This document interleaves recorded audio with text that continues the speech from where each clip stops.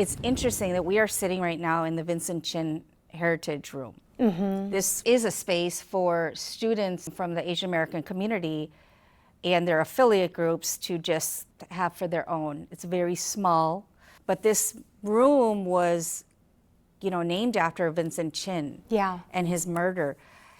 To complicate that history, while Vincent Chin is so important and instrumental to the Asian American community, not because necessarily just his death, but it was because of how it was remembered and how it was brought to the forefront through Helen Zia's activism as a journalist, right? So it was because of her and Vincent Chin's mom, they brought it up in the forefront to say, we are not gonna let this go. And how many years later, we're still talking about Vincent Chin. Yes, of course, we need to remember Vincent Chin, but it's the activism behind Vincent Chin. And it was the impact of Vincent Chin's mother, who adopted Vincent Chin. Vincent Chin was not her biological son. I wish we could have that same kind of awareness and education and activism and mobilization for the other people, and there's like a list that goes on and on. How do we remember but not memorialize it in such a way where it becomes this one narrative? What about the other narratives? What about the other voices? What about the other histories? I can feel your passion and your frustration, but also your, willingness to think and look at that critically to understand what it means for society and the community that we live in.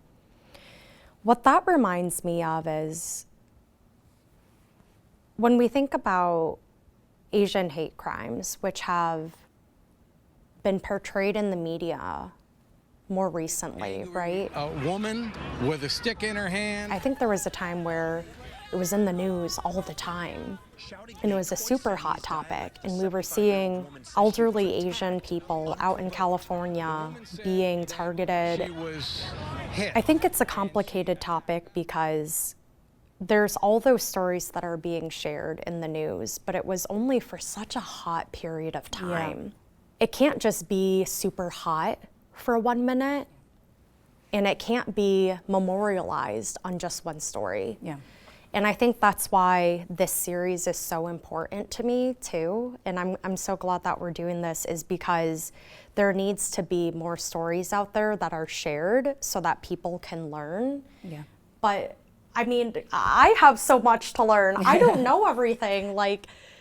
And if I had the opportunity to hear someone's story and to understand, how they were raised and the challenges that they faced growing up and today, I think the world would just be a better place. And I think that's why I'm so passionate about my job today, actually, is because, growing up, my parents always thought, Brenda, be a doctor, go into medicine. And for a long time, that's what I was gonna do. But when I got to Michigan State University, I realized I wanted to go into communications because I wanted to advocate for people whose voices may not traditionally be heard.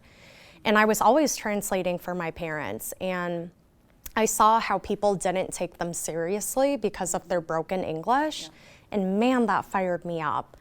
I was like, actually, I speak English really well, and I'm translating everything, and you need to take this seriously. And that's why I went into public relations. That's why I'm supporting a lot of social impact, like nonprofit clients. That's why diversity, equity, and inclusion initiatives in the workplace and in academics is important to me because, just like you said, Meaghan, it's complicated, right? There's no one way. We can't just talk about Vincent Chin alone. We can't just talk about these hate crimes that are taking place at this moment in time. It needs to be a conversation all the time, and we need to be better, and myself included. Yeah, with the increase of anti-Asian hate, during COVID, helped us, unfortunately, to be able to say, hello, look at us. And it shouldn't have to be, that's the way where we're getting a platform. But unfortunately, it is. Actually, my position was created as a result of students at MSU, Asian Paso students, created a town hall to talk about the anti-Asian violence. So it's sprang from a lot of different reasons. Wow. But I didn't know your position was created from that. Yeah. You can find more at onedetroitpbs.org or subscribe to our social media channels and sign up for our One Detroit newsletter.